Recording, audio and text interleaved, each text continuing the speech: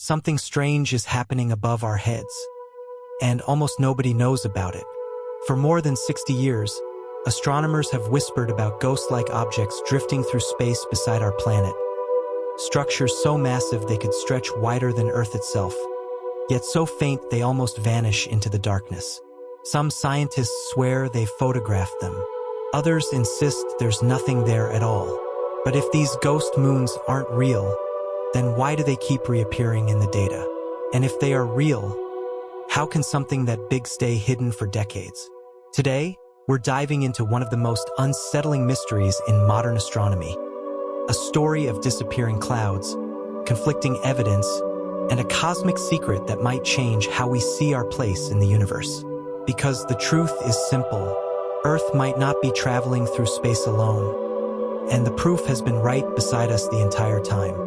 The mystery began in 1961, when a Polish astronomer named Kazimierz Kordylewski pointed his telescope toward two strange patches of sky. They weren't stars. They weren't planets. They weren't even solid objects. They looked like faint, ghost-like clouds hovering near two very specific points in space.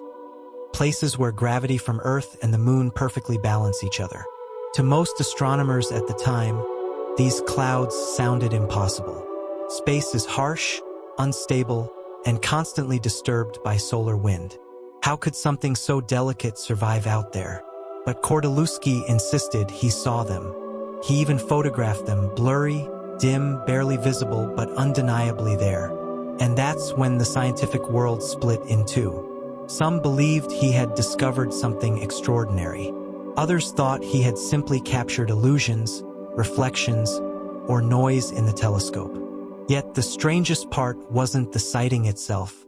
It was the location.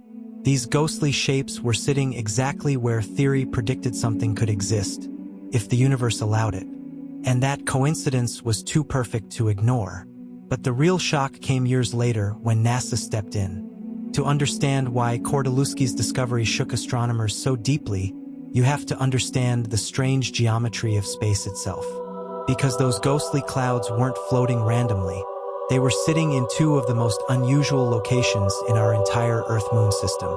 They're called Lagrange points, 5 invisible pockets of gravitational balance where the pull of Earth and the pull of the Moon cancel each other out. Most of these points are unstable, like balancing a pencil on its tip. But two of them, L4 and L5, are different.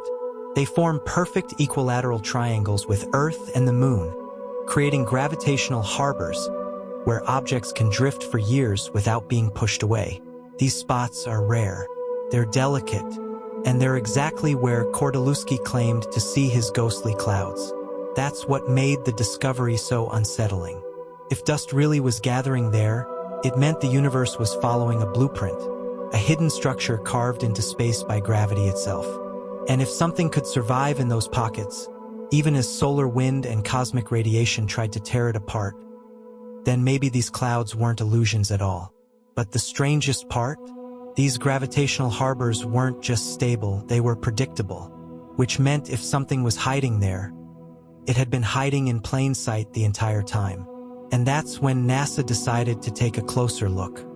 For years, Kordylewski stood alone. His photographs were too faint, his claims too strange, and the idea of ghost-like clouds orbiting beside Earth sounded more like science fiction than astronomy. But everything changed in 1966, when NASA decided to investigate the mystery themselves. They launched a series of airborne observation missions, flying high above city lights in a specialized research jet.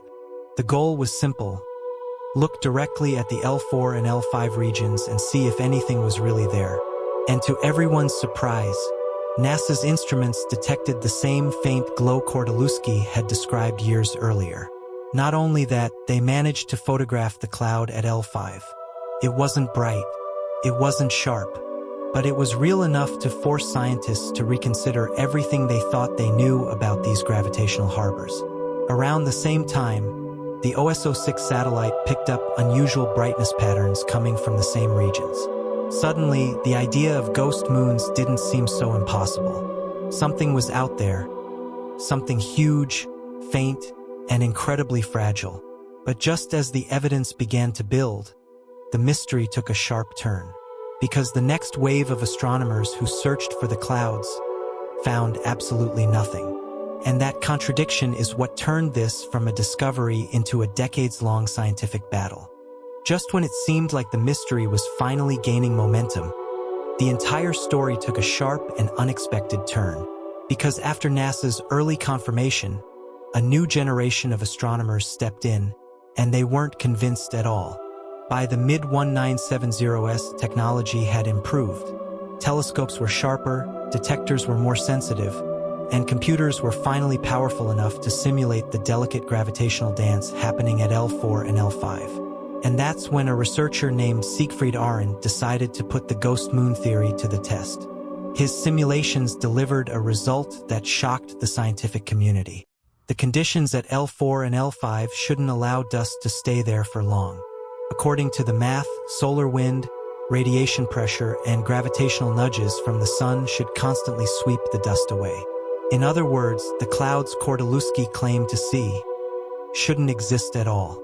And that was only the beginning. Radar studies were conducted to search for any sign of dense material at those points, and they came back empty. No echoes, no reflections, nothing. Then, in 1983, a team using a 61-centimeter telescope in Arizona scanned both L4 and L5 with far more precision than Kordylewski ever had.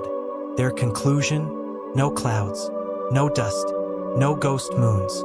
For skeptics, this was the final nail in the coffin. To them, the earlier sightings were nothing more than optical illusions, faint glows caused by scattered light, atmospheric distortion, or even photographic artifacts. The idea of giant, invisible clouds orbiting Earth sounded ridiculous, and the lack of consistent evidence only strengthened their case. But here's the twist. Every time the scientific community tried to bury the mystery, it refused to stay dead. Because while some astronomers saw nothing, others continued to report faint, ghost-like structures drifting exactly where the theory predicted they should be. It was as if the clouds were playing a cosmic game of hide-and-seek, appearing for some observers, vanishing for others, and leaving behind a trail of confusion that stretched across decades. And that inconsistency raised a far more unsettling question. What if the clouds weren't constant at all? What if they were changing, forming, dissolving, and reforming in ways we didn't yet understand? The answer wouldn't come until years later, when a new wave of technology finally revealed what the human eye could never fully capture. Just when it seemed like the skeptics had finally buried the ghost moon theory, the universe delivered a twist no one expected. Because in 1989, nearly 3 decades after Kordylewski's first sighting, a Polish astronomer named Winiarski pointed his telescope toward L5 and saw something that shouldn't have been there. This time, the images were clearer.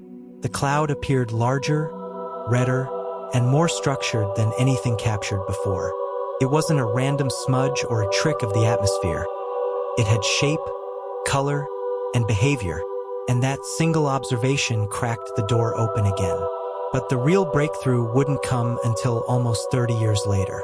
In 2018, a team of scientists, Sleesbalow, Horvath, and Barta, used a technique far more advanced than anything available in the 60s or 80s: polarized light imaging. Instead of looking for brightness, they looked for how light scattered off tiny particles. And what they found was undeniable. The patterns of polarized light matched exactly what you'd expect from a massive dust cloud sitting at L5. Not stars, not reflections, not illusions. Dust, real dust, in the exact place Kordylewski predicted. And the evidence didn't stop there. The team ran computer simulations, millions of particles drifting through the Earth-Moon system, and discovered something astonishing. Under the right conditions, dust could become trapped at L5 for long periods, forming a cloud that slowly shifts, stretches, and reshapes itself over time.